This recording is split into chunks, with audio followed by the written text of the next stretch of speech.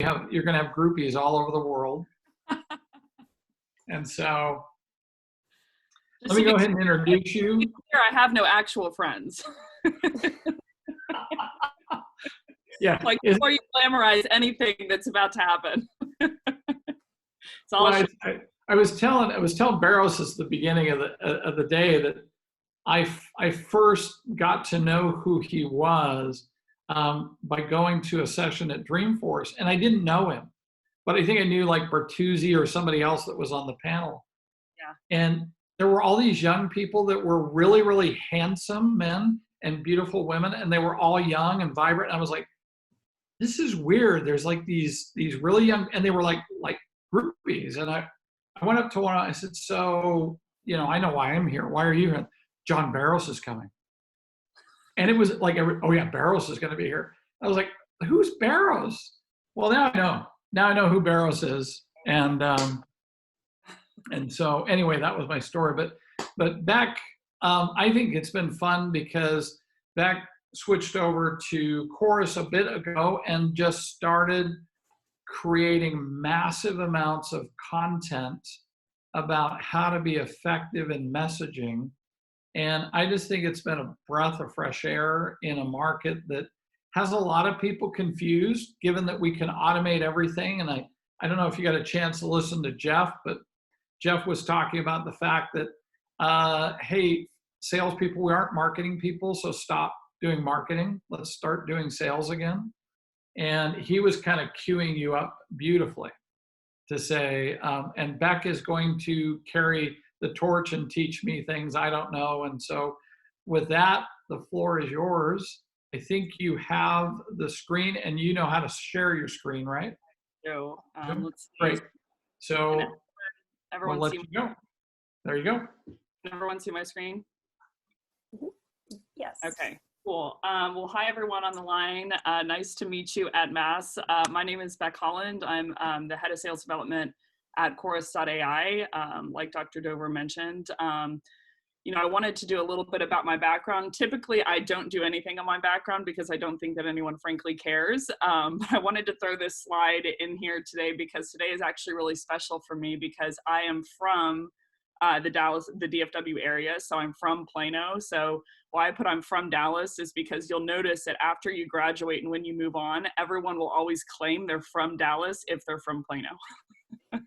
They'll claim that they're from DFW, and then when you drill into the semantics of it, they end up being from Plano. But I was born and raised in Plano up until I was 27. I lived there, and then I moved out to LA and up to San Francisco, where I live now. A couple little bit of tidbits about me. One of the things that I love to do whenever I'm home is my mom, who I believe is on the line right now. My mom and my dad, shout out to them. They have a horse named Kenzie that's in a barn over off of Spring Creek. So I get to go home and ride that horse whenever I'm home pretty frequently. I come home about 4 times a year. And I did want to mention one thing. When I was 15 years old, I started my first job, and my first job was at a sandwich shop called The Great Outdoors that is over off of Campbell. And I remember when I was like 15 all the way up until I worked there through college, when I would come home for Christmas, et cetera. And I remember that I would come up with all of these ideas at night whenever there wasn't a big dinner rush crowd. It was primarily a lunch shop. And I remember I'd come up with all these ideas for the business, like, okay, you should rotate the chips like this, and the sandwiches should actually be priced like this because someone could do this and get it cheaper. Et cetera. And I remember my boss at one point being like, can you just shut up and stay in your lane? Like, just make the sandwiches and like do the job that we pulled you on deck for. And so I did want to give a bit of encouragement. I know there's a lot of students on the line. I know you're probably, freshman, sophomore, junior, senior. You're not too sure about where you want to go. You're in the sales program. You're learning a lot about sales. And I just wanted to encourage you at this point, because I remember thinking at that point that I didn't know whether ideas like that would ever be valuable to anyone else, or whether it was just kind of me doing my own thing. And I just want to encourage you that if you stick at it long enough, that those ideas, those instincts, those things at the beginning of your career can be some of the most valuable stuff to your employer to help them push the needle. So I'm just really proud to be a part of a generation that's challenging the status quo, challenging what people are doing, you know, best practice, trying to make it better and trying to push the profession forward. So with that in mind, I wanted to jump into the content because I know we only have 30 minutes today. A little bit on my professional background. I've worked for a couple of different sales vendors in this space, and I remember one of the things that I encountered when I became a sales development rep. So I became an SDR, and I thought, wow, I am sending out 100 or 200 or 300 emails per day, and I'm not really getting the results that I want. So I remember walking home one day, and I was hitting quota, but I wasn't blasting it out like I really wanted to. And I remember, you know, coming home one day and lying on the floor here and staring at my ceiling, and I asked myself two really dangerous questions that forever changed the trajectory of my career. And I will ask both of those on the line to everyone. So if you want to log your answers in the chat box, who in here responds to unpersonalized messaging and unpersonalized emails by taking a meeting with a vendor? So if you could say yes or no in the chat box.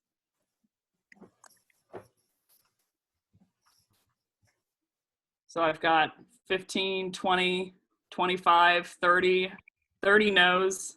I don't have a single yes yet. No, I removed them as a LinkedIn connection on LinkedIn. No, it was the same answer as I gave, as I thought. Now I'll ask you the second question. Who in here on the line thinks that your prospects are different from you in that regard?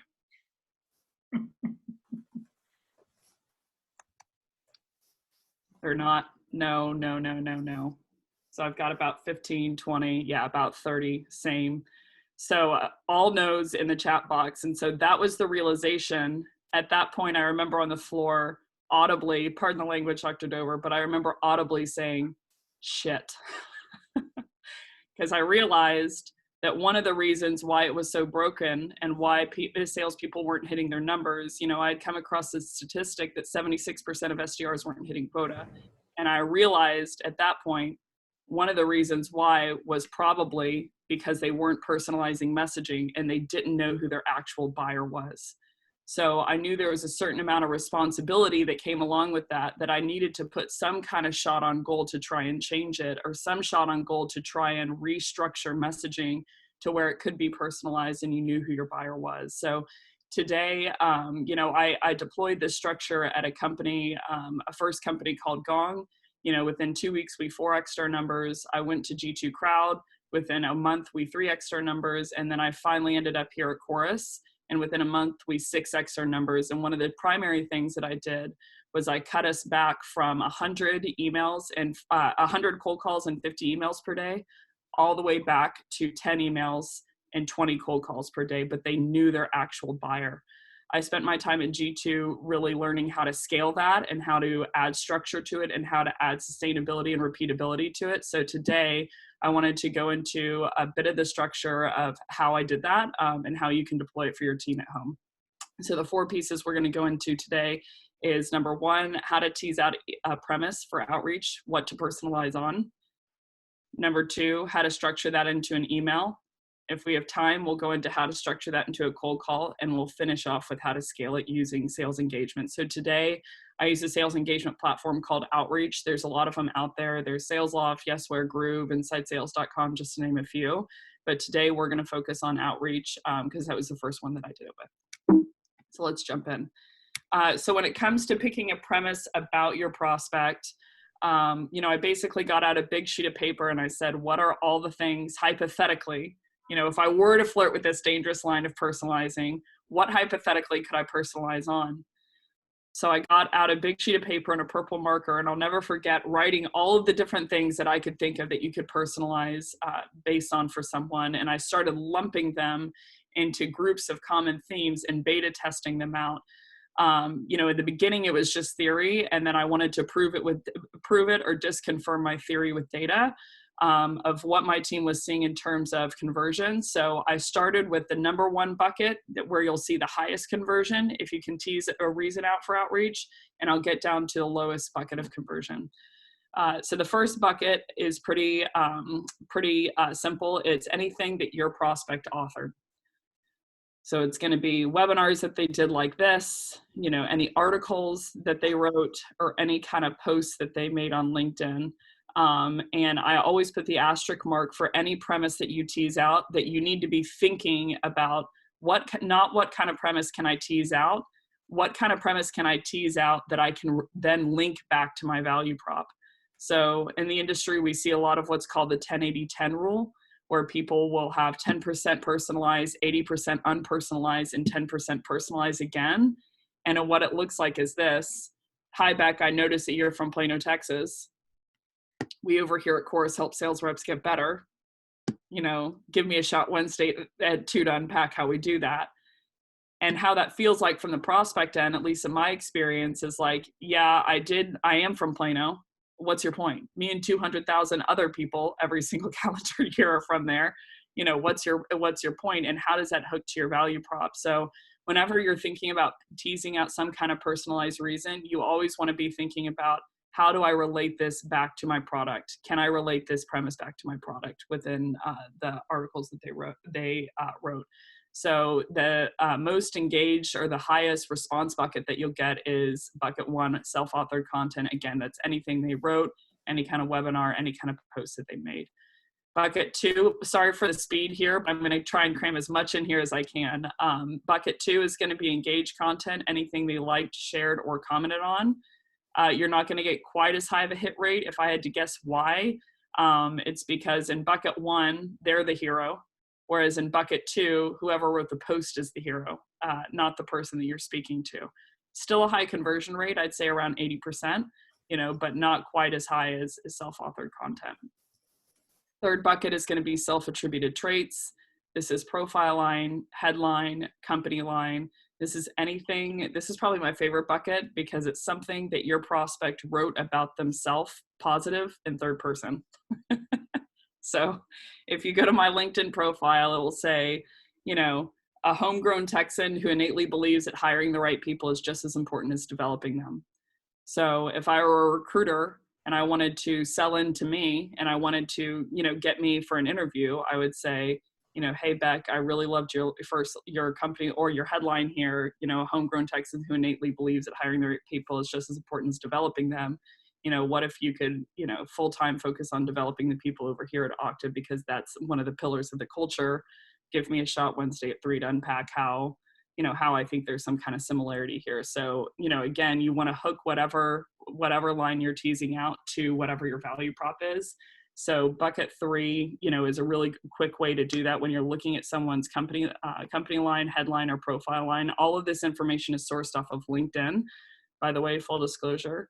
And how can you hook that back to what your company does? So first 3 buckets, I usually 90 to 95% of the time can find some kind of premise that I can relate back to what Chorus does over here as a product. Fourth bucket is junk drawer, schools attended, personal interests, hobbies. Again, keep in mind the asterisk mark of, if you're going to pick, if Dr. Dover loves, grilling, then I would say, hey, Dr. Dover, notice that you're a grill connoisseur. When it comes to grilling, it's all about highlighting the best flavors. What if you could highlight the best flavors of your sales conversations and drive more quota attainment as a result by doubling down on the best practices? So, it's kind of a silly example. So the junk drawer, in my experience, if you're selling into sales, about half of the sales leaders love it. About half of the sales leaders don't like it at all, and they take themselves very seriously. So a really good ICP or persona that really loves junk drawer premises, marketing, and human resources and recruiters, they love the junk drawer premises, and about half the time sales leaders enjoy it too.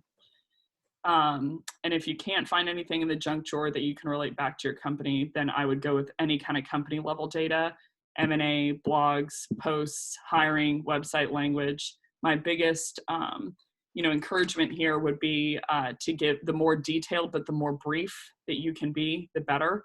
There's a lot of different sequences out there that look personalized that are not.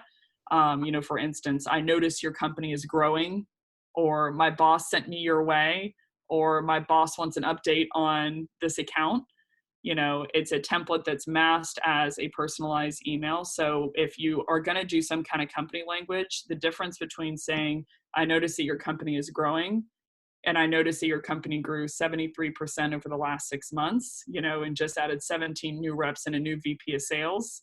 One email, I'm not convinced that you know who I am. And the next email, I'm convinced that you have personalized to me so that I'm sure that you have some kind of value to offer. So I think the CMO of Lyft said it the best on LinkedIn once. He said, if you want 15 minutes of my time, give me 5 of yours first by researching me.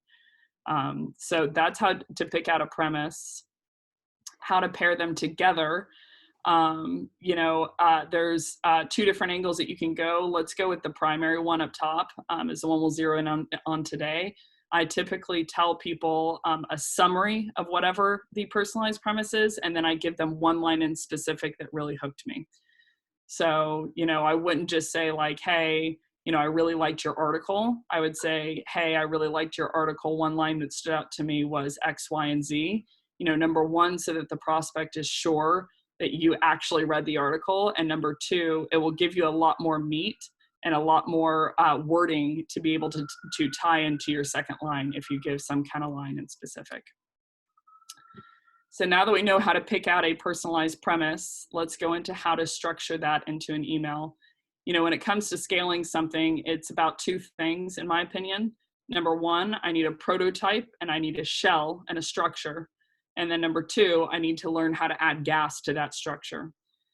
So when it comes to an email, I typically defer to what I call Chuck Jones theory. Chuck Jones was the author of The Rules of Animation. He created Looney Tunes, Wile E. Coyote, and he is known for, his father was a infamously bad businessman, and he got fired regularly, like every 6 months. And every time, true story, that he would get hired, he would put the name of the company on letterhead and the name of the company on some pencils. And then when he got let go, he'd give them to Chuck Jones and he would say, just use them up any way that you can. So Chuck Jones is known for, in his career, drawing upwards of 200,000 drawings. And after 100,000 drawings, something interesting started happening for him.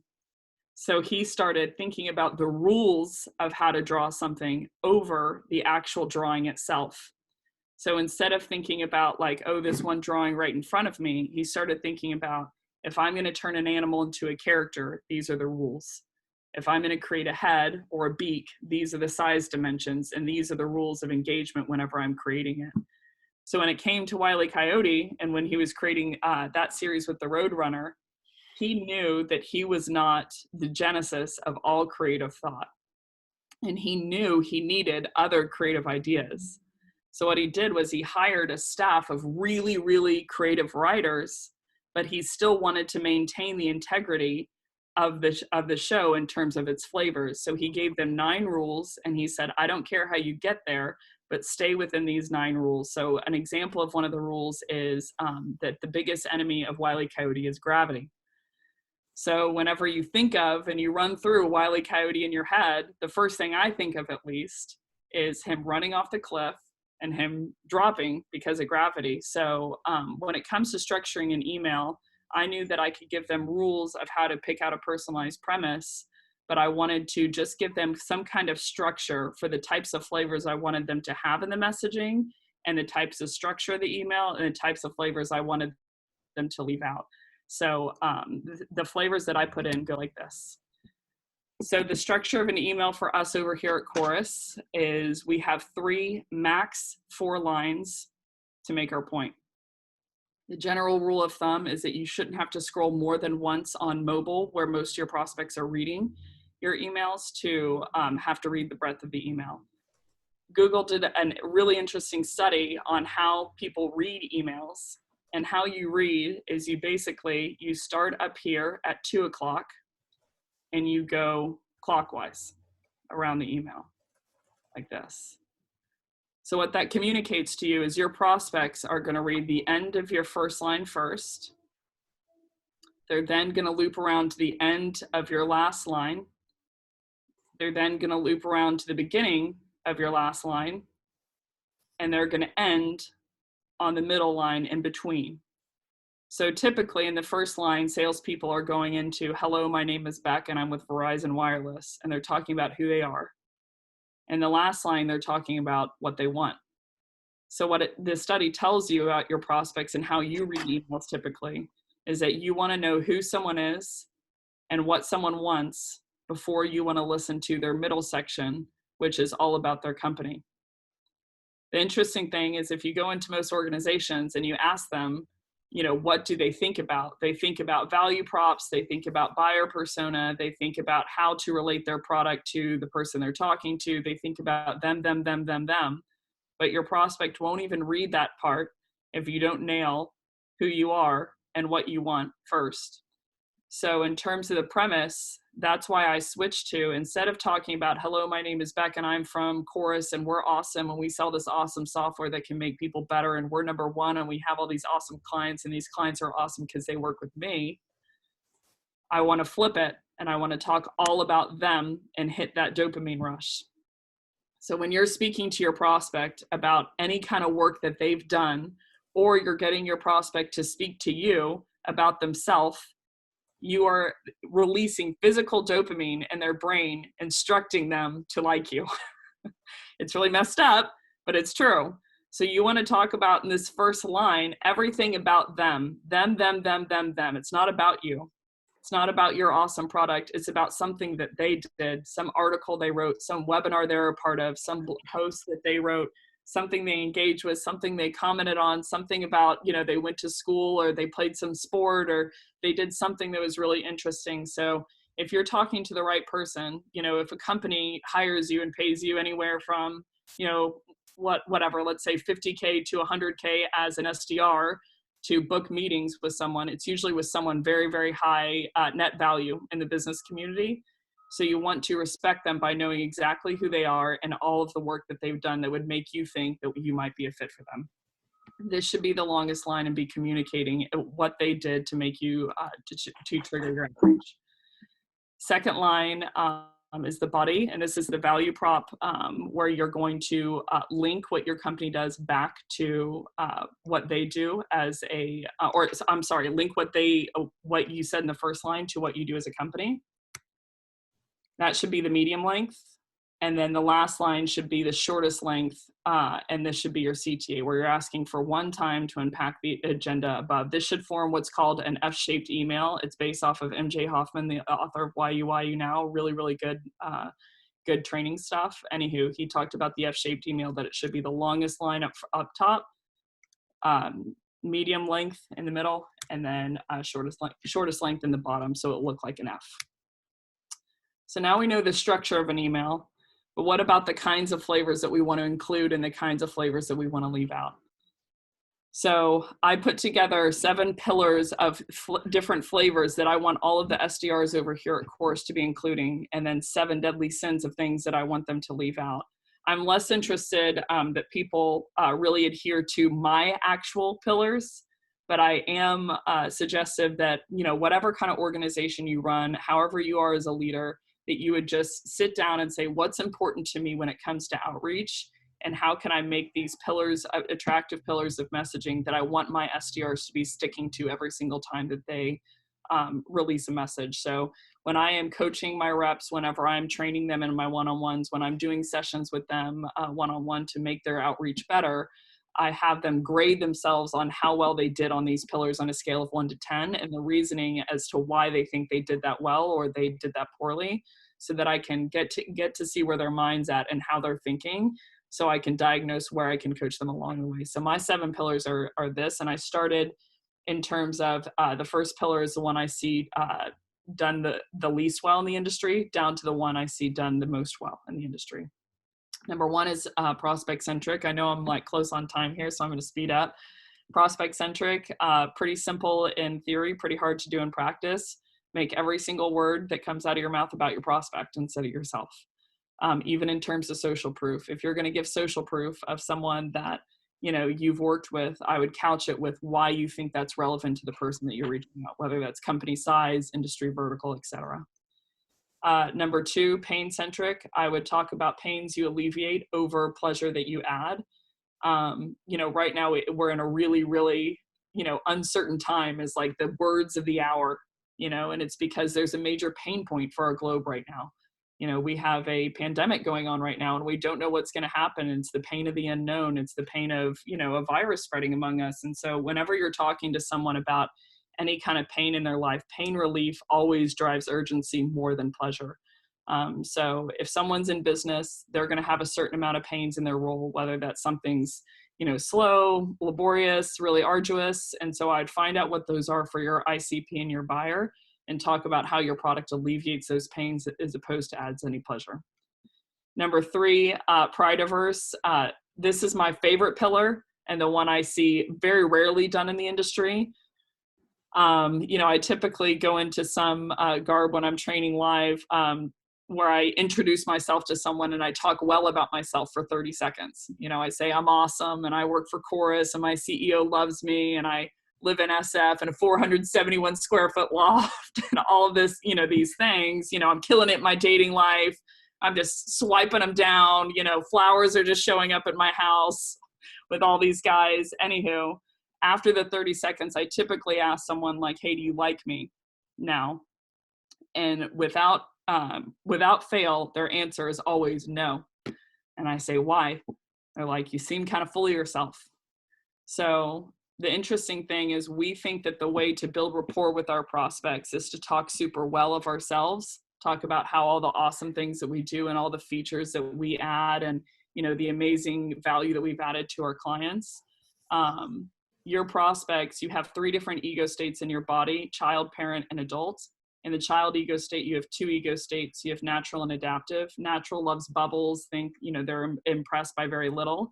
And adaptive is the rebellious side of your nature. So if I say, do not push this button, the first thing everyone wants to do is, Stephanie, I'm going to call on you. First thing you want to do is what? Push the button. Push the button. Right. So everyone wants to rebel about what you say. So if I say I'm awesome, Stephanie, what's the first thing you want to do? You're probably not so awesome. You want to tear me down. If I say I'm terrible and I can't do anything right, what's the first thing you want to do? I want to comfort you and make sure you don't feel that way. Bingo, you want to help me up. So your prospects are going to want to rebel. That was unplanned, by the way. Your prospects are going to want to rebel against anything that you tell them, especially they see you as sleazy salesperson that they don't know and they don't trust. So if you are going to have them rebel in the correct direction. So a couple ways that you can knit in pride aversion is falling on your sword and taking accountability for your bad outreach.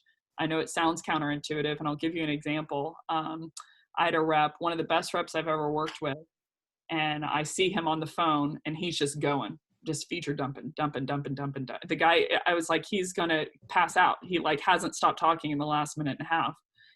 He gets off the phone. I said, why did that call go poorly? He was like, I don't know. Honestly, I blacked out. He said, I blacked out. I think I talked a lot about features. He said, I don't even remember what I said. And I said, cool. I want you to do me a favor. I want you to call him back and I want you to tell him that. And he's like, you're out of your mind. He said, I can't do that. I said, I want you to try. Call him back and tell him that you didn't realize he was going to pick up the phone and you were surprised by it. And tell him that you think that's when things unraveled, that you started feature dumping and being a part of a sales effectiveness platform that claims that they can help reps get better. You should know better. And with permission, you like another shot to earn some of his time, 30 seconds to earn some of his time. He calls, I'll never forget, he's like tearing up as he calls because he doesn't want to lose his ego. Calls the prospect, books the meeting. So if you're going to talk, and don't take it overkill, don't, be all doom and gloom all the time. But I think calling out those things, calling out those flaws, calling out those spelling mistakes, calling out those things that you didn't do super well, it shows a human side to us. And it shows that we have cognizance that we're not the best and that we're not awesome all the time. And so if you're going to fan out about anyone, I would fan out about my prospect, fan out about their career, fan out about how amazing they are. Talk well about them. If you're going to give glory to someone, give glory to them and their team. I would not pass that glory to you and yourself as a company. Last 4 pillars, I'll speed through these and then end with deadly sins. I have 5 minutes left, right? Mm-hmm. Okay, cool. So pillar 4, really easy to do in theory, really hard to do in practice. This is the pillar I work on the most, is fluidity. connecting the premise to the body to the CTA. Quick tip here, if you're having a hard time reading your email, so is your prospect. So I would speak to them, not in a condescending way, but in a way that's so understandable that an 8-year-old could hear it and understand what you do. So, a quick tip here, if you feel like it's a little bit too muddy, then I would say most of the time I see people multi-value propping. They're talking about 4 different things that they do as opposed to one thing that they do. So my advice would be pick one thing that you do per email and really stick the landing in the CTA and make sure that you get the point across. And then in the next email, go on to the next thing that you do. 5 is relevance. Figure out who your buyer is. Know that they're very, very different than other adjacent roles. For instance, I'm in sales development. I run the team. One of my peers runs the sales team. He cares about revenue. I care about booked meetings. A lot of people call me and talk to me about revenue. And I'm like, I care about revenue because, I love Chorus and I want the sales team to be successful. But at the end of the day, I'm on the curb if booked meetings doesn't happen. So I would just know your buyer.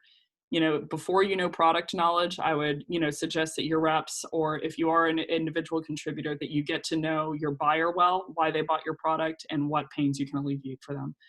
6, brevity. I'll be brief, never use 7 words when 4 words will do. And then 7, noticeability. This is all in your subject line. So, the goal of a subject line, in my opinion, is to get an open without having your prospect feel bait and switch. So, typically one of the best, the most viral email campaigns of all time was pictures of your wife cheating on you in the subject line. And then in the body of the message, it was a weight loss campaign. And it said, if you don't lose weight, your wife's going to cheat on you. My buddy, who is a man who is married to a man, got the email and sent it to me. He's like, well, this isn't for me. At any rate, you want to make sure that you want to build rapport with your prospect right off the bat. You have the hardest job in the industry. You have to strike up rapport with someone that you don't know within 30 seconds, and your salary and your livelihood is dependent upon it. So the first thing to eradicate that rapport and that trust is to bait and switch them in the subject line and basically get an email open at the expense of them trusting you in the body. So anyone can get 90% email open rate with free puppies, but the goal is not an email open. The goal is to get someone to really be engaged with you as a seller. Let me run through these sins, and then we'll wrap up the session. So those are the 7 pillars. Now let's talk about the 7 deadly sins. These are a list of 7 sins that I get my reps never to include in messaging. And we'll start off with the one that I see happen the most. Number 1, being too casual or too silly, sending gifts to your prospects, saying hey to them as opposed to hi. If I'm talking to Dr. Dover, I respect him quite a bit. And so I'm going to lead with hi. We're not really, really good friends. We're not having barbecues together. So I'm not going to say hey to him because, we're not peers at the end of the day. So you always want to lead with respect and get respect back as a piece of that. So I've noticed, again, I'm from Texas. So, when someone would call me ma'am, all of a sudden I'd be like, don't call me ma'am. But deep down, I really liked it because they were leading with respect. So it made me want to, be respectful back and treat them with a little bit more rapport because they led with that. So, I'd stay away from sending any pictures or any gifts or saying, hey, to the person, or I put the list here. The list is, I see a lot of prospect or a lot of SDRs say, you must be off on an island somewhere or swallowed by a crocodile or not value data. It looks bizarre. Like I'm looking at some of your faces and you're looking at me like, why would anyone ever send that? It's prevalent all over the industry that people are doing it. So I just say, again, you want to be not overly formal, but overly respectful to your prospect to build that rapport right off the bat and stay away from just being too casual with someone you don't know. Number 2, wasted texts.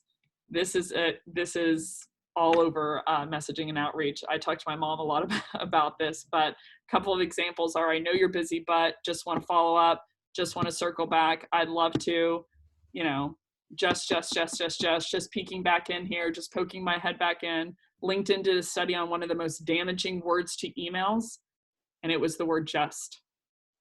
because you're showing to the person that you realize that you don't deserve to be there. Happy Monday, hope you're doing well. All of that. If you're talking to a decision maker, you're talking to someone that the one asset that they don't have enough of is time. So I'd cut right into the meat of it. The reason for my outreach is I saw you wrote this article. Number 3, being the authority over the prospect, telling them to let you know, telling them you'd be happy to. I see a lot of people say, well, Becc, I'd be happy to give you a demo. And I'm like, well, no shit. You want to sell me something, correct? Of course you'd be happy to give me a demo. So, again, with that child and adult ego state, you don't want to command your prospect to do anything, because if you command them, all of a sudden, they have a reverse backfire effect, and they don't want to do whatever you're telling them to. Leading with their first name, very authoritative. So instead of saying, hey, Dr. Dover, or saying Dr. Dover, comma, it's like, what is the IRS messaging me? It's like, say, hi, Dr. Dover, in a comma. You can't go wrong with hi. Number 4, questioning the prospect's authority, asking if they're the decision maker. I hear a couple of laughs. If they are the decision maker, they're thinking, yeah, but so what? Would you not be talking to me if I wasn't? If they're not the decision maker, you just invalidated someone that you want help from. So I'd say in no case is this going to get you the information that you want. You want to empower people. I'll give you a quick tidbit for any students out there.